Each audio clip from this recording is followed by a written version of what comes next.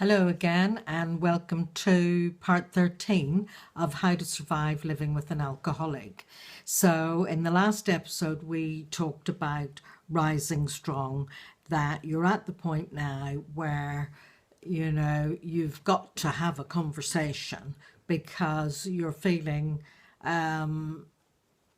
it's time to see, is this something that can be changed, or is it always going to be the same? And what are you going to do about it?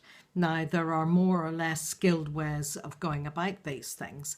Before you have that conversation, I want to just flag up some things that will be relevant to some of you, because as I said in the last video, when you get to a point of talking about possibly leaving the relationship, for some people it can be a dangerous time. And I just want to reiterate that normally my policy is, if it can be mended, mend it. Mainly if there's children and there's a family.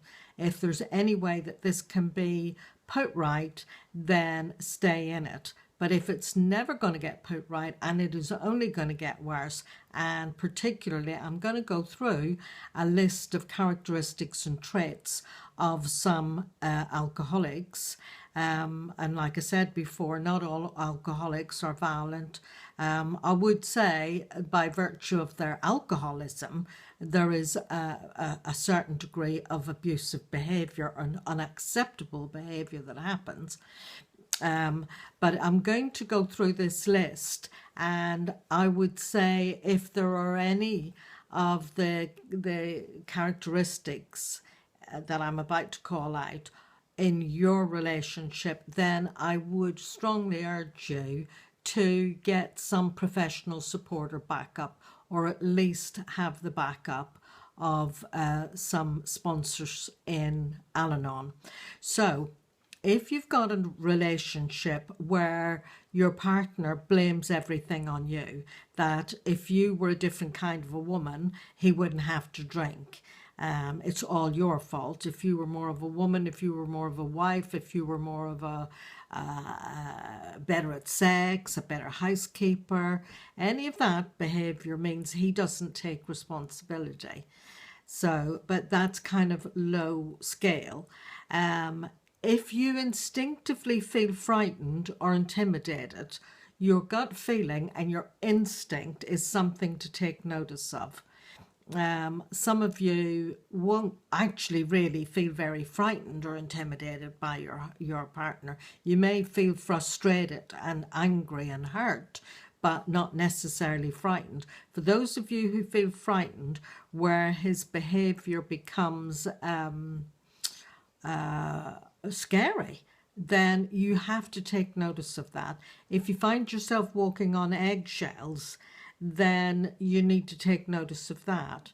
One of the things about these kind of relationships, especially where if your alcoholic happens to be a narcissist as well, and I mean, let's face it, they don't teach you this stuff at school. You don't know about narcissists, but one of the earlier videos I flagged it up.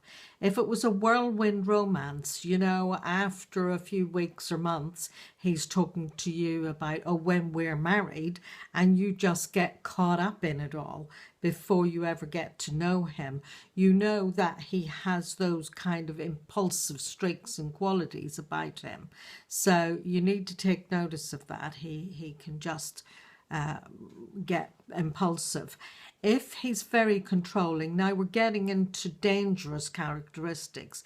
If he's controlling to the point where, he tracks your whereabouts, he tracks where you go, what you do, who you see, how long you're there, and especially if he controls how much money you have access to, if he checks your mileage, if he checks your computer history, if he's kind of taking over your life and controlling like that, that is a red flag.